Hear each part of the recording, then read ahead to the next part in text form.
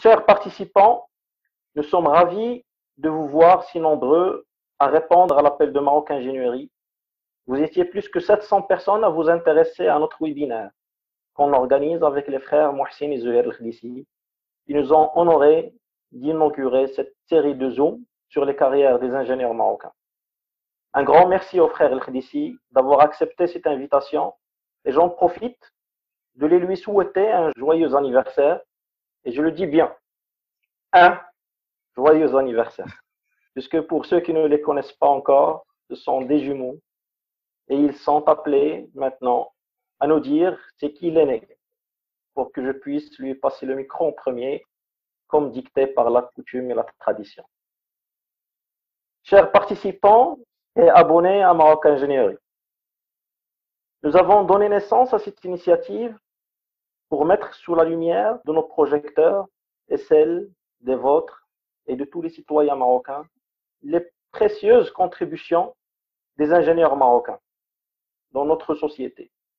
En effet, l'extrême majorité des ingénieurs communiquent mal ou pas du tout autour de leur réalisation. Et personne n'a pris la peine de le faire à leur place. Les médias ont eu tendance à bien soigner l'image des structures, publiques ou privées.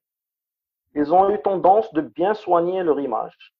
Et par ricochet, ils ont omis de communiquer, ils ont évincé la communication autour du savoir-faire et le génie de nos compétences marocaines. On a eu tendance à dire que le Maroc a réussi tel et tel chantier, que le ministre tel et tel a inauguré un tel grand chantier.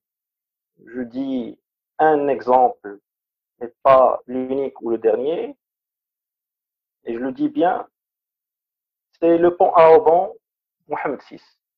Un chef-d'œuvre en matière de construction en Afrique, un chef-d'œuvre qui a fait appel à la compétence multiple de plusieurs ingénieurs.